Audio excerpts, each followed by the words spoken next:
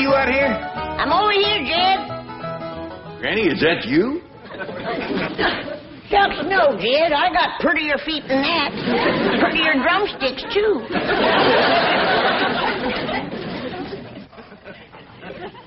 Well, them is them fancy towels Mr. Drysdale give us. Yeah, he says they're beach towels, but we use them right here.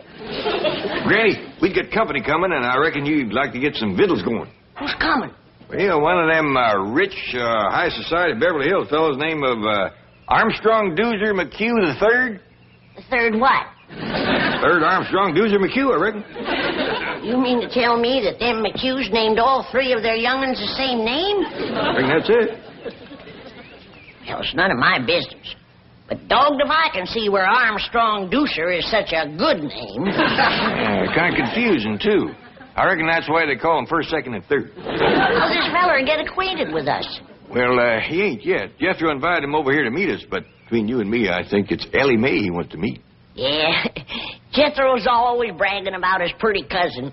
I told her there's a fella coming over to meet her, and she promised to put on her prettiest dress. Well, when that Armstrong Doozer gets a look at Ellie, he's going to forget what number he is. Carl? Over here, Ellie. Ellie Mae Clampett, there is a fella coming to see you. Well, what's wrong, Paul? I put on my prettiest dress. Ellie Mae, look at your feet. Ain't got no shoes on. Well, I'll go put them on. Come back, Ellie.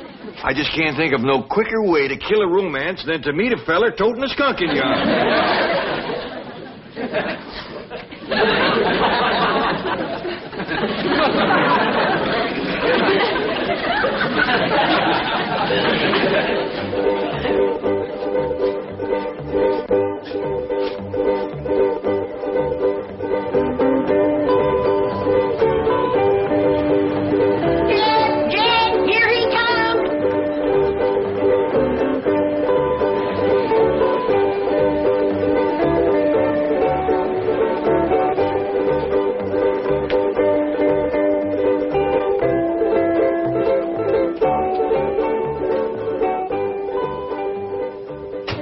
Is this the Clampett residence?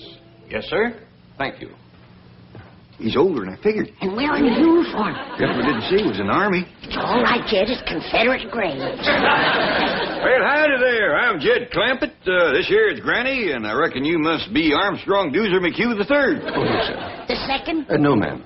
That explains him being older. He's the first. Jethro, Armstrong's here. Sir, you don't understand. Excuse me.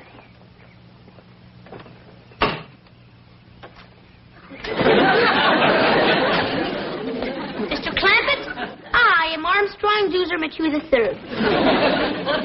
Well, howdy there, Armstrong. I'm afraid you're mighty young for Ellie. Sir, I'm here to play with Jethro. We're classmates in the 5th grade. Granny, shake hands with Armstrong Doozer McHugh III. Howdy, third. I am delighted to make your acquaintance. Mighty big spread of years between the first and the third. Appears to me the second would be just about right for Ellie. Big Jethro! Oh, please, sir, please. Master Armstrong is very delicate. Jethro won't hurt me. He's my friend. But you might get a nosebleed at that altitude.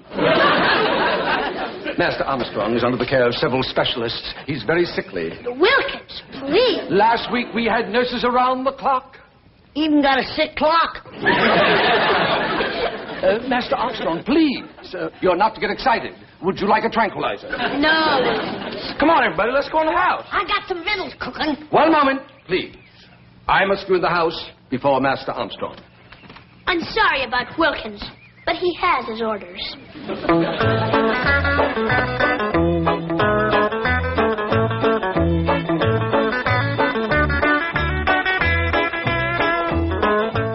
What in the Sam Hill are you doing? This is an allergy spray. He ain't got no allergies. Master Armstrong has several. And spray him. You don't understand. This spray settles the dust in the room. Dust in my house? Why, if you weren't wearing the uniform that I dearly love, I'd ram this down your throat and reach in and push the button. Granny, calm down. Well, I just mopped and cleaned in here just this morning. Madam, the air is filled with minute particles invisible to the naked eye. I don't see him. Hope you brought your swimsuit, little doozy. We got a dandy big cement pond here. Oh, I'm afraid I don't know how to swim. Oh, Jethro will learn you. Sure. Oh, no. Master Armstrong's not allowed in the water. No wonder he's got all them allergies. A good hot bath with lye soap. That's what he needs. Lysol? Master Armstrong, I don't think I should leave you here. Please, Wilkins. Well, I'll take your temperature and blood pressure before I go. No, Wilkins, I feel fine. Oh, very well. With whom shall I leave the young master's schedule on rest, diet, medication, and telephone numbers of doctors? Well, if it's anything to do with Doctor and Granny, here's the best. Very well. There you are. Now then, antihistamine pills, tranquilizers, acid pills, anti-acid pills, vitamins, iron, liver, yeast extract, antibiotics. Open up, Master Armstrong. It's time for your throat spray. Just a precautionary measure to see that he fights off the respiratory virus. If that rascal comes around here, I'll fight him. Over to school, all the big fellas is always picking on little doozy. But not when Jethro's around. Oh, I almost forgot. The oxygen tent is in the car. Where shall I set it up? Tent? Yes, sir. Master Armstrong usually spends an hour a day in it. Oh, you like camping, do you? I'll say he does. He's happy as a itchy pig rubbing against a real fence. Speaking of pigs, I got some hog jowl stewing and a possum pie in the oven for this little feller's lunch. Come on. Hog jowl. Possum pie. Do you intend to feed those things to Master Armstrong? Why, don't he eat that good at home? Oh, he has an extremely delicate digestive system. At present, he's on a diet of special Swiss yogurt. We hunted all over Beverly Hills to find it. Jethro, get out your rifle and hunt down one of them Swiss yogurts. Okay, Uncle Jed. Oh, I'll take little doozy along to make sure I shoot the right kind. Sure. Reckon Granny will know how to cook it once she sees it. Does it run or fly? Neither. Yogurt is inanimate. It just lies there. Ain't gonna be much sport to shoot, Jethro. That's a fact. Hi, has anybody seen little Charlie? A dog! Go away. Master Armstrong's allergic to all animals. Ellie, Charlie got in the kitchen. Oh, a skunk! Oh, city feller, I wouldn't do that if I was you. He might just return the favor.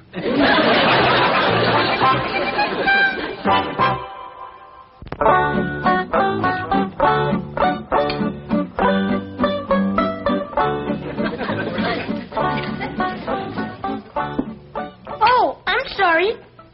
You've all finished. Go right ahead and chuck it in there, young fella. Looks like you could use a little fattening up. That's a fact. I throwed away chicken bones with more meat on them than he's got. You want some more, little doozy? Oh, no, thank you. It was most delicious. I'd like to tell Chef how to make that. Who's chef? Oh, he's the fellow that does the cooking over at Doozy's house. A man in the kitchen? Yeah, Granny. You ought to see him. Cooks in a great big white hat. Well, the first thing to tell him to do is to get rid of the hat and do his cooking in a pot. Well, how come your ma don't do the cooking, little doozy? Who? Your ma. Oh, Mother. I don't believe she knows where the kitchen is. On her rare visits home, I've never seen her there. Visits home? My mother and father spend most of their time traveling. Oh, drummers, huh? What do they sell? Well, they don't work. They just travel. How come? I really don't know. I imagine they enjoy it. Well, don't you miss your ma and pa? Oh, they write to me regularly, every month or two. I have a marvelous collection of foreign stamps. And they always telephone me on my birthday. That's right, friendly of them.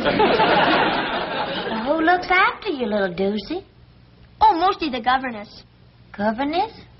She's married to Wilkins. Did you hear that, Granny? That fella that brought him over here is the governor. That still don't give him no right to tell me I got dust in my house. You folks have so much fun. I never even laugh at home.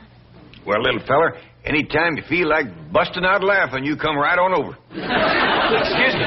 Come on, little doozy. You promised to help me with my homework. He's the smartest kid in school. Oh, I'd rather be able to swim and climb trees like you. Well, you help me with history, and I'll teach you to swim and tree climb. And I'll learn your wrestling, so as the big kids won't be picking on you. Oh, I'd like that. And perhaps I could assist you in some subject. How about English? Thank you, little doozy. But I done been learned to talk that. Kinda got a hankering for history, though. What you studying in that? At present, we're on the Civil War. You mean the war betwixt the Yankees and the Americans? Well, you boys can run along now. You're excused. Just a minute, Sonny. Who'd they learn you won that war? Granny, these boys got study to do. I want an answer to my question. He's paying school taxes. And I want to know that they're learning our young'uns the truth. Now, who did they say won? The North or the South? Oh, I wish I was in Dixie down south, the South. Hush up, Jed. I can't hear the boy's answer. Why, madam, every true student of history knows that glorious armies of that brilliant and beloved leader, General Robert E. Lee, were never really defeated. Hallelujah. Stay for supper. Come on, no? Hey, little doozy, didn't our history teacher over to school say that... Oh, I wish I was in Dixie down south. Smart little feller. But I gotta learn him the right words to Dixie.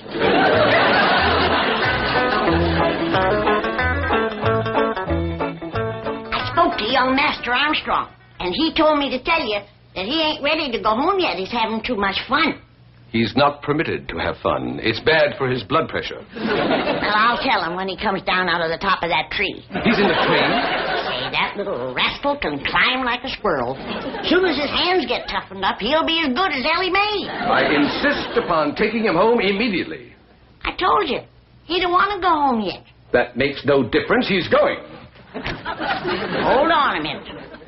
I don't want to tangle with no soldier in the Confederate grave.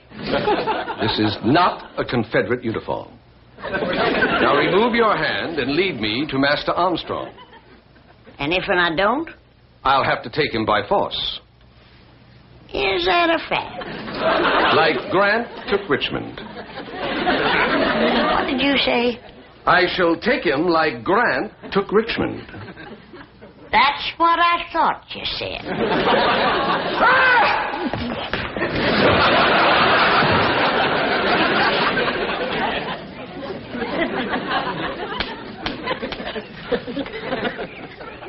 I'll be back. Well, you better bring Grant with you and his whole army.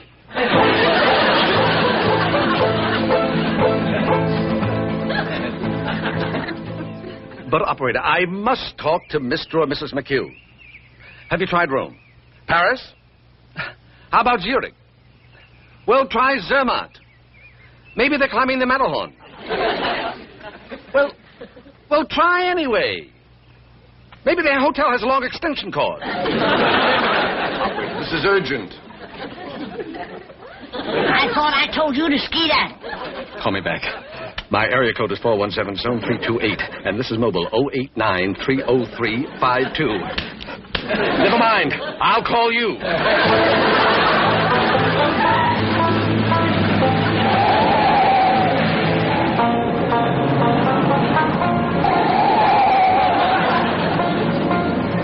You didn't take a gun to the governor, did you?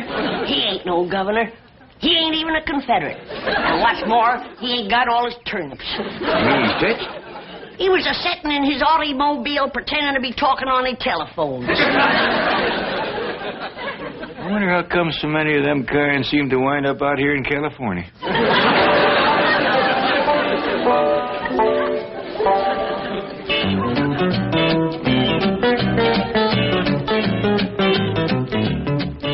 Sorry to interrupt, Chief, but Wilkins here has an urgent problem concerning young Armstrong Dewson McHugh III. Well, what is it? Well, to fill you in, Chief, Armstrong Dewson McHugh III's father, Armstrong Dewson McHugh II, has appointed the bank executor of his will, administrator of his estate, and guardian of Armstrong Dewson McHugh III in case something should happen to Mr. and Mrs. Armstrong Dewson McHugh II. And that is why Wilkins here, and very wisely, has come to you in this crisis. What is the crisis? I forgot. Oh, yes. Young Master Armstrong is being held a prisoner. Call the FBI. Do you know who has him? A hillbilly family called the Clampetts. J. Edgar Hoover, please. Never mind, hang on. Wilkins, the Clampetts are my next-door neighbors, my largest depositors, and my personal friends. And the very salts of the earth. Sorry, Chief. But, Mr. Drysdale, young Master Armstrong is extremely frail and delicate, and the Clampetts refuse to give him the proper food or rest or medication. They're exposing him to great danger. Get the Clampetts on the phone. They won't harm the boy. But I'm afraid they already have. They've got him climbing trees and eating possum pie. Delicious. But they're violent people. Granny threatened me with a shotgun. What did you say about the South? The South what? Granny! Jane Hathaway here. Could you call young Armstrong Deuce McHugh III to the telephone? I don't hardly think so. He went out to the cement pond to swim. Thank you, Granny. Goodbye. Nothing to worry about. Master Armstrong is in swimming.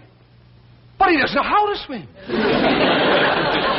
Jethro, I don't know how to swim. Oh, don't let that worry you, little doozy. We can learn anybody.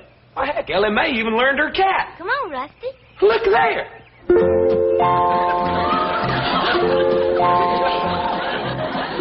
Come on, Rusty. Did you have a good swim?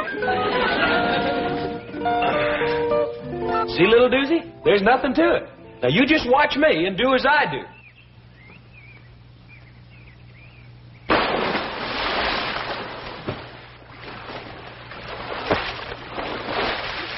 Come on, little doozy. I'm afraid, Jethro. You got nothing to be afraid of. Why, Ellen and me is right here. And Rusty, too. I'll do it if Big Jethro commands me to. Big Jethro says dive in and swim.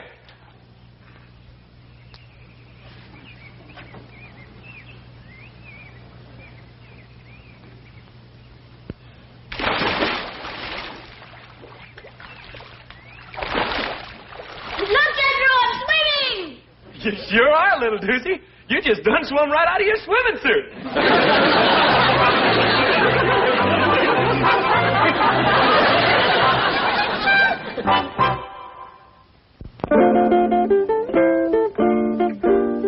Nice and soft here so nobody won't get hurt none. Can you really teach me to defend myself against those big bullies at school? You betcha. Now come at me like you're fixing to hurt me. Really ought to learn you on someone bigger than myself. Mr. Pullman? Yes, Miss Clampett? Would you help us out for a minute, please? Why, certainly. What can I do for you? Well, I'm trying to learn this here young fella how to protect himself. Now, you come at me like you're fixing to hurt me. Oh, I don't think I'd better. I was in the Marines, you know, and they taught us some pretty rough tactics.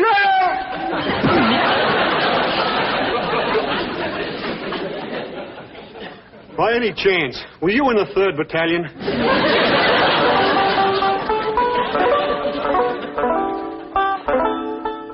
Try that, little doozer. It works. I'll tell you what you can do. You whittle yourself a whole bunch of these, different sizes, tie them together side by each. You can play a real tune. But I don't have a knife, sir. Well, I'll tell you what. If you promise to handle it real careful, like I showed you, safety first, don't cut yourself, you can have this one. Gee, thank you, Uncle Jed. You know, by rights, I ain't your Uncle Jed, just Jethro. Oh, yes. I'm sorry, Mr. Clampett. But seeing as how you're such a good friend of Jethro's, you can call me Uncle Jed. Now remember, Third, you gotta keep your eye on the cork. And when the cork starts bobbing around in the water, then you know that a fish is nosing around the bait. And then, when the cork all of a sudden ducks under the water, then you know old Mr. Fish has grabbed the bait. And you pull him out. Can I hold the line, Mrs. Granny? Sure, you might as well get the feel of it. I caught something! Oh, you couldn't have. There's nothing in there. It feels like a whale! Help me!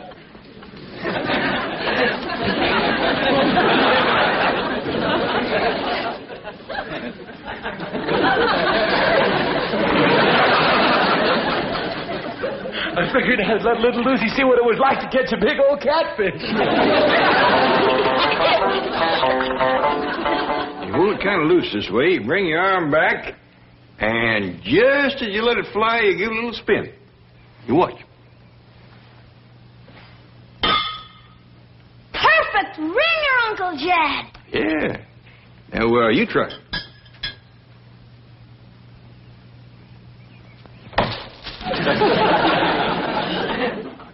Now, you see how handy it is to be able to climb a tree?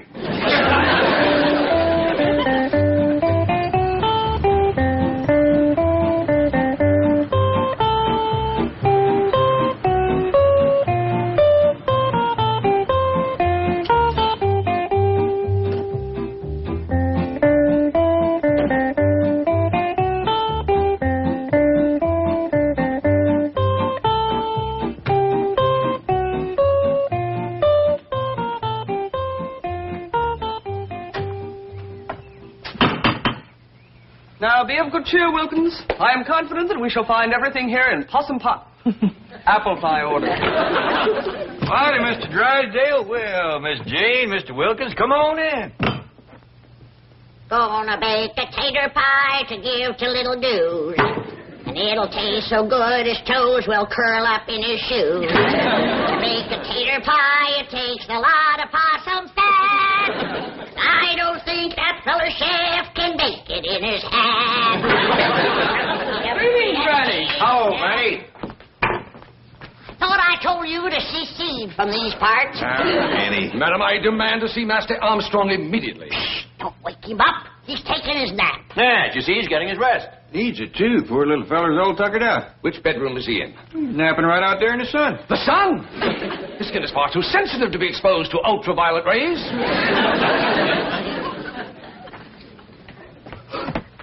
He's allergic to animals.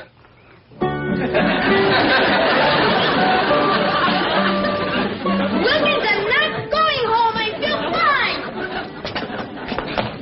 You're coming home and have an antiseptic bath and then spend an hour in your oxygen tent.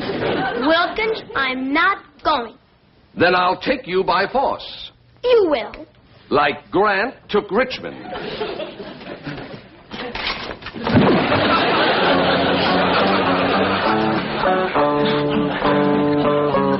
Master Armstrong. I'll call you when I need you.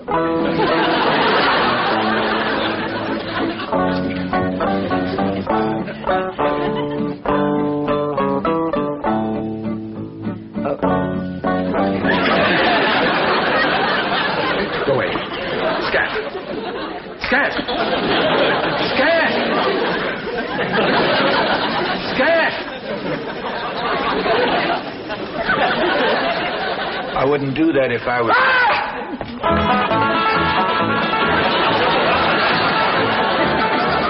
tried to tell him.